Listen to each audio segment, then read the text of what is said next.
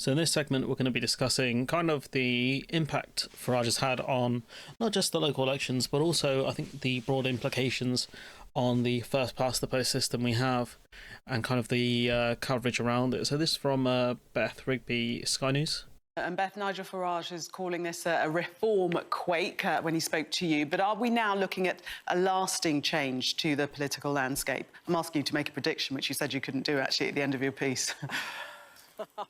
You're not going to get me to make a prediction because simply we are into unknown territory. Look, we said that this, while a small set of elections, could have profound consequences, and there are serious repercussions for all the political parties and indeed the political system. When you look at reform, they have gained over 750 councillors. They've taken 8 councils, the Runcorn by-election, 2 mayoralties. Nigel Farage now has a political machine with governing power. That is a massive and profound shift for reform, and it's put them from being a protest party into local government, into power, and really on an equal footing. Yeah, this is because they've won council outright, so that they are fully in charge of, I think it's Durham Council.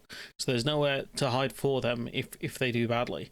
But it's very different to UKIP. I don't think UKIP ever took over a full council or had, I think this many councillors. They did well at local elections to an extent, but not that great, I think. In some ways, as some of the parties that they have been trying to take out. If you look at the Conservatives, it is a horror show. Kemi Badenoch tonight writing in the Telegraph, apologising to her party, saying it's a bloodbath. Another rival said to me it's like everyone was machine gunned down when it came to councillors. She has lost. That's a wild statement, but I think that is true. They lost a metric ton of councillors, and it was them who lost the most, because of the way the local elections set up. There's a lot of predictions that next year will be the bigger problem for Labour because they'll have more seats up, kind of like the American system where they have elections in different years. Over 670 councillors. They have lost control of 18 councils. They lost control of Buckinghamshire, where I grew up, Tory heartlands that they've held since 1973. And there are some Tories tonight saying to me, this is what the extinction point looks like. There are others saying it's going to get worse next year in the Welsh and Scottish parliamentary elections. And then there's questions now about how long could Kemi Badenoch survive. I saw my local councillor where I live saying Kemi Badenoch should resign. He lost his seat to Reform. So, there is a widespread discontent against Badenoch, who hasn't really done much as leader of the Tory party. There's no coherent message apart from being anti-trans. There's no real policy platform. There's nothing. She doesn't stand for much.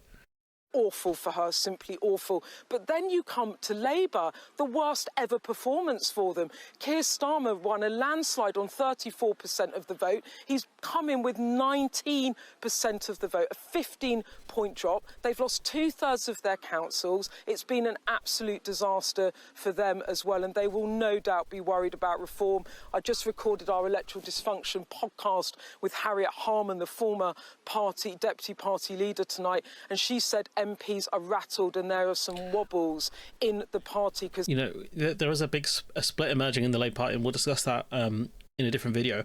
But there are people who want Labour to go more to the right, and there are ones who want Labour to go more to the left, and that kind of division can really kill a political party.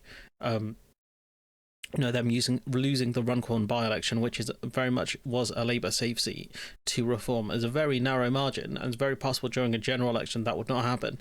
But even still, there's a lot of Labour MPs who are nervous because you had a big intake of MPs, and so they're going to be looking over their shoulder thinking, I'm making 80k a year here, easy job, light work, I want to keep it, and they're going to be desperate.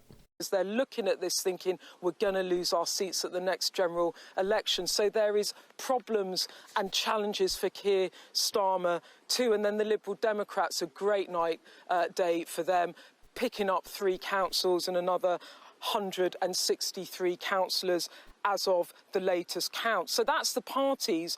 What about the Greens? And I'll do a video on the Greens because there's a leadership contest potentially on the way from Zach Polanski. But there's also a more profound question about the political system. We just forgetting the Greens? Okay. Party duopoly from Conservative to Labour has run our politics for decades, but now we really are in the era of a multi-party system. There are massive questions about how sustainable that is. When I asked Nigel Farage on Wednesday what the biggest risk was, should he do this well, and he didn't think he'd do this well, but he's come in better than expectations. It does show you how much discontent there is against the Conservative Party and the Labour Party as well. Like, it's not just people who are apathetic and won't vote, it's people who are willing to vote for reform, a third option. That's what scares me.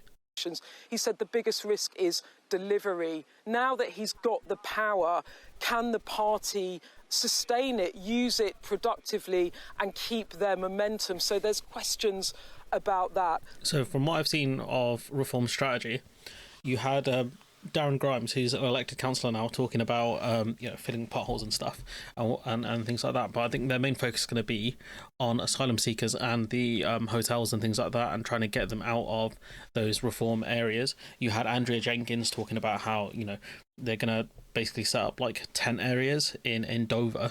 So good luck, guys. But they're going to set up legal challenges, according to Zia Youssef, who's their party chair. And that's going to be an incredible waste of taxpayers' money, because I think it's up to the Home Office. But what he's going to do is try and use the anger around the use of hotels for asylum seekers, and he's going to shine a big spotlight on it and try and use that and weaponize that in the next election. His strategy is very clear. It's very, very clear and very obvious. And Labour are going to fall straight into it, because they're going to talk about record deportations and all this stuff. I guarantee you Farage would say, I'll do more deportations. I would use hotels. I'll save taxpayers millions by setting up tents and things like that and forcing boats back by leaving the ECHR. That's the stance he's going to take, and that's more aggressive. And he's going to look like a better option, because what you do is when you absorb the argument of your opponent, but they can go further than you can, you've lost it. But I think what I can say tonight is that we are moving into a new era of politics where what is clear is how we've done politics for the past decades. The sands are now shifting. How it lands in the next general election is all up for grabs. And Nigel Farage now has a national platform with local power and a real stage with which to... I mean, the thing is, the media always gave him a big stage for his kabuki theatre. The issue I see now more than ever is, like, before people would switch from the other Labour to the Tories and back, and kind of maybe the Lib Dems on occasion. But I think there's so much discontent between the two main parties, and the Lib Dems aren't a real option depending on where you live, but also the fact that they're quite wishy-washy and a bit boring as well. And they only exist really, I think, in the south of England. So that gives Reform an easy shot in the north of England to operate, because there's no real competition for them. This is what's his face talking about this? Andrew Neil. The two-party system now in England. We should remember that the two-party system has long been dead in Scotland, Wales, Northern Ireland. So they all have proportional representation systems in their local elections, but I think he's talking more about the SNP winning they had the majority of seats in Scotland, but I think he's talking about local elections up there, for like Holyrood and stuff. In a sense, you could say that England is catching up with the rest of the country, or the Celtic fringe, as it's sometimes called. But I think, we're so used to Labour and Conservative being the dominant parties, certainly since the end of the Second World War, 80 years that would make it. Here we are on the week of VE Day, and that now does seem seriously under threat. And, one of the things that I think is worth discussing is the media do always look for talking points and things to discuss. Just seeing this graph here, that the amount of councillors, what's this called, Reform have is not that many. So the media do look for talking points here. Do I think this is a major shift change? I don't know, man. We've seen this before. It just depends if they can. The problem is, can you translate winning these seats into parliamentary seats? That's the question.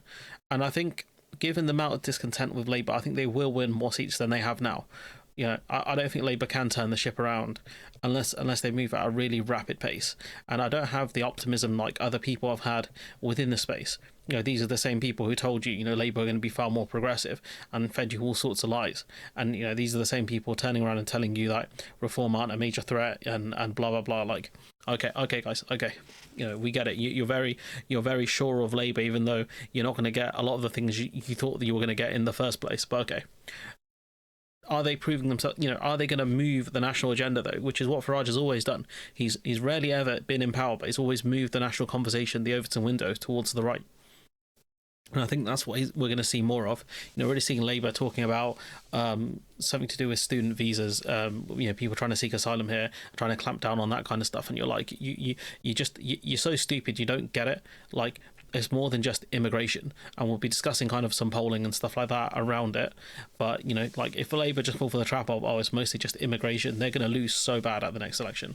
But anyways, I'm going to leave it there. Let me know what you think in the comments below. Like, comment, share, subscribe, support the channel on Patreon if you can, and hopefully I'll see you in the next one.